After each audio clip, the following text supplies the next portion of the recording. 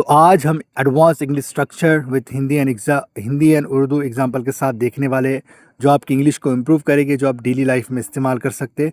तो हम हमारा वीडियो शुरू करते हैं एडवांस इंग्लिश स्ट्रक्चर का। राइट, पहला एडवांस इंग्लिश स्ट्रक्चर देख लेते हैं हम। I couldn't agree more, I could not agree मोर।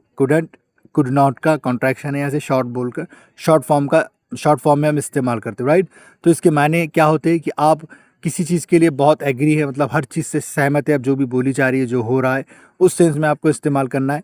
इसके इंग्लिश में मीनिंग होगी कि अ स्ट्रॉन्ग वे टू से आई कंप्लीटली एग्री, मतलब आप किसी चीज़ के लिए बिल्कुल भी सहमत है, उस सेंस में आपका इस्तेमाल करना है।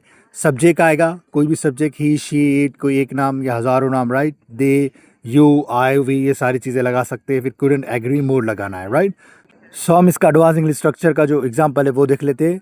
You are absolutely right, I couldn't agree more, मतलब तुम बिल्कुल सही हो, मैं पूरी तरह से सहमत हूँ। Right, that was the best decision, I couldn't agree more, वो सबसे अच्छा फैसला था, मैं पूरी तरह मानता हूँ। राइट, इस तरीके से बोलना है। अब हम दूसरा एडवांस इंग्लिश स्ट्रक्चर का एग्जाम्पल देख लेते हैं। इट टर्न्स आउट, फिर दैट लगाना है, फिर क्लाउज यानी सब्जेक्ट का वर्ब आएगा, कोई सेंटेंस बोलना है, उस सेंस में आप इस्तेमाल कर सकते हैं। पहले इसका इंग्लिश मीनिंग देख लेते हैं।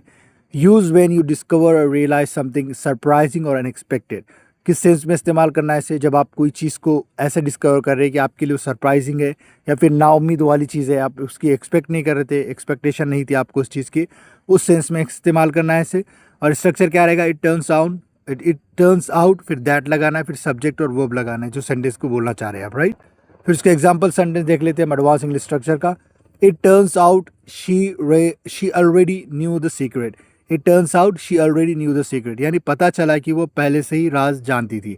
इस तरीके से, मतलब आप ये एक्सपेक्ट नहीं कर रहे थे कि कोई राज जानने वाला है, लेकिन पहले से ही उसे पता था, इस सेंस में आप इस्तेमाल कर रहे हैं।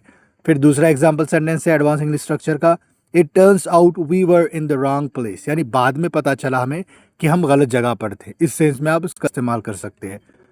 फिर उसके बाद हमारा एडवांस इंग्लिश स्ट्रक्चर है आई वुड किल फॉर या आईड किल फॉर, फिर नाउन या कोई अपॉर्चुनिटी के बारे में बोल सकते हैं, कुछ करने वाले हैं आप, उस सेंस में।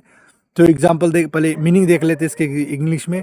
You want something very badly, use informally, और मतलब ये इनफॉर्मल वे में, कहीं इंटरव्यू में मत बोल लेना है, इस तरीके से। इसका स्ट्रक्चर रहेगा आई वुड किल या आईड किल फॉर, नाउन या फ्रेज वगैरह कुछ भी लगा सकते हैं आप, इसे एग्जाम्पल से समझेंगे अब। I would kill for a cup of coffee right now, यानी इस वक्त एक कप कॉफ़ी के लिए मैं कुछ भी कर सकता हूँ या कुछ भी करूँगा, इस सेंस में आप इसका इस्तेमाल कर सकते हैं।